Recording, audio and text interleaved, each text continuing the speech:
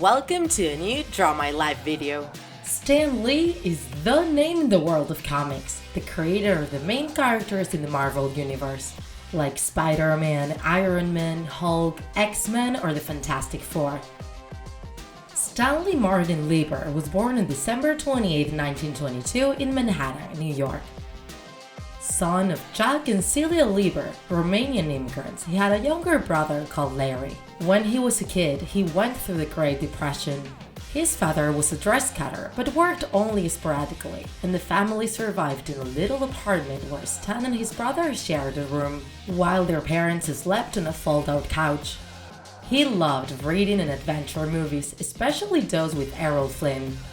Soon, he stood out with his writing and he dreamt about being the author of a bestseller. When he was 15 years old, he took part in a contest for teens organized by the New York Herald Tribune, and he won it for 3 weeks in a row. The newspaper's publisher wrote him and asked him to stop participating so others could win, and they suggested him to look into writing professionally. And so he did. When he was 17, he got a job at the company Timely Comics. Even though his work was administrative at first, he soon debuted with a story for one of the most important characters in the company. Captain America Foils the Traitor's Revenge was published in May 1941. He signed it under the name Stan Lee, since back then that kind of publication was considered of a low category. His first script for a comic months later was for Headline Hunter, a fearless news correspondent. His first original character was Destroyer, a super soldier who fought against the Nazis. But soon, more would start appearing, like Jack Frost, predecessor of Iceman, or Father Time, a hooded man with a scythe who uses time against criminals. When the chief editor left the company, the owner of Timely decided to trust Stan, who was 19 years old at the time, to take that position. And he proved he wasn't wrong, but before that he had to serve during the war. He worked as a writer. He wrote manuals, slogans, and propaganda films. During the weekends, he made the most out of his leaves and kept writing for Timely.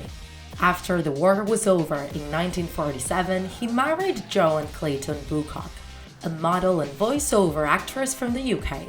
He shared the rest of his life with her.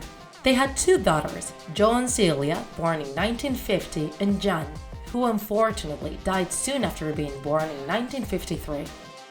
During that decade, the company changed its name to Atlas Comics, and Stan Lee kept publishing tens of comics of all kinds: romance, western, humor, and even terror and science fiction.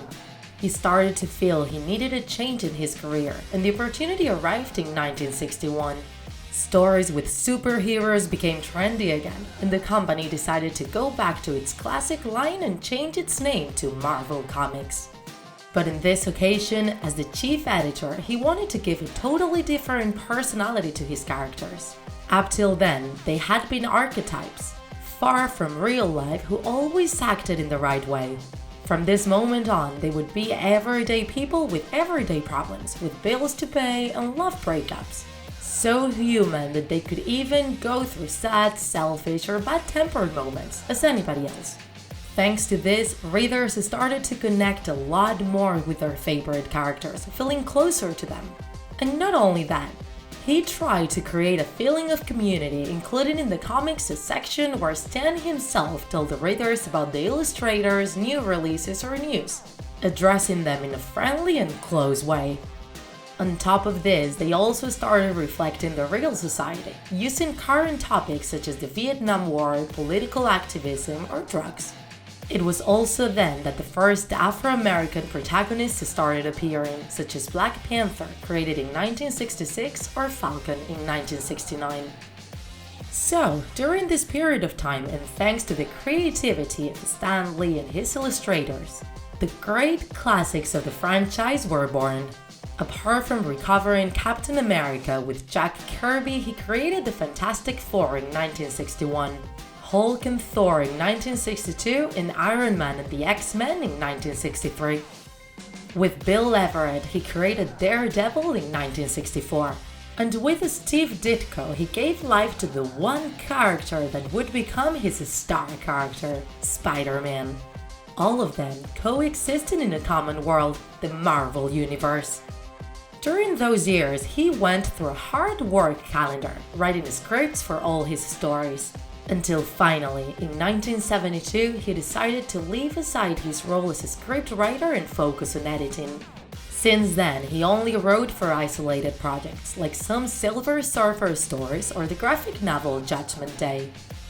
In the 90s, he went a completely different way from Marvel, though he will always be linked to it as a public image of the brand. He wasn't only a regular guest on TV programs and comic conventions, where he was in direct contact with his fans. He also used his voice for some of the video games starred by his characters. And his recurring cameos in great super productions of the Marvel Universe became a classic. During his last years, he never stopped working, collaborated in lots of projects from comics and animated series to a reality show called Who Wants to Be a Superhero, including also collaborations with DC Comics and manga illustrators. In the end, in 2018, his health was severely affected by a pneumonia, and he died on November 12th that same year at a hospital in Los Angeles, California. Without a doubt, Stan Lee has been one of the key figures in the history of comics. More than that, he shaped one of the most imitated styles, and decades after, his favorite characters are still as fresh and as stunning as in day one.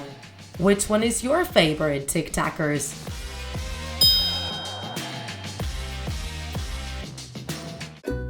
If you enjoyed this video, don't forget to like it, and if you want to see more Draw My Life videos, subscribe to our channel. See you in the next episode!